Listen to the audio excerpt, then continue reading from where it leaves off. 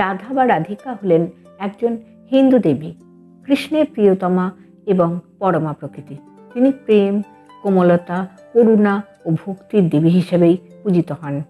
তিনি দেবী লক্ষ্মীর অবতার এবং তাকে গোপী শ্রেষ্ঠা হিসেবেও বর্ণনা করা হয়। রাধা সর্বোচ্চ দেবী হিসেবে নারীর প্রতিরূপ এবং কৃষ্ণের আভ্যন্তরীণ শক্তির হিসেবে বিবেচিত হন। যিনি রাধাকৃষ্ণের স্বর্গীয় আবাস গোলকে বসবাস করেন। রাধা নাম জপ করলে ঐশ্বরিক সংযোগ ঘটে।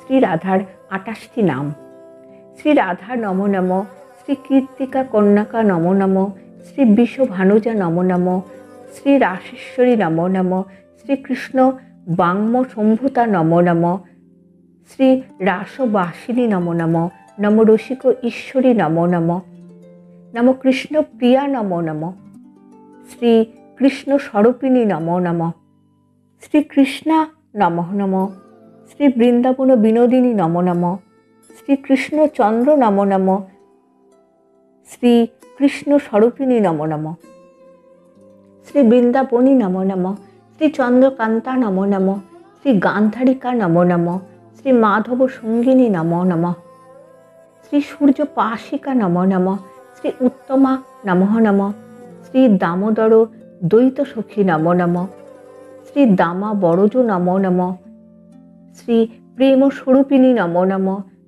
শ্রী সুরেশ্বরী নম নম, শ্রী ব্রজাধিপ নম নম, শ্রী গৌরাঙ্গী নম নম, শ্রী নবকিশোরী নম নম, শ্রী শ্যামা নম নম, শ্রী কুলবতী নম নম, শ্রী শ্রীজি নম নম, শ্রী মথেশ্বরী নম নম।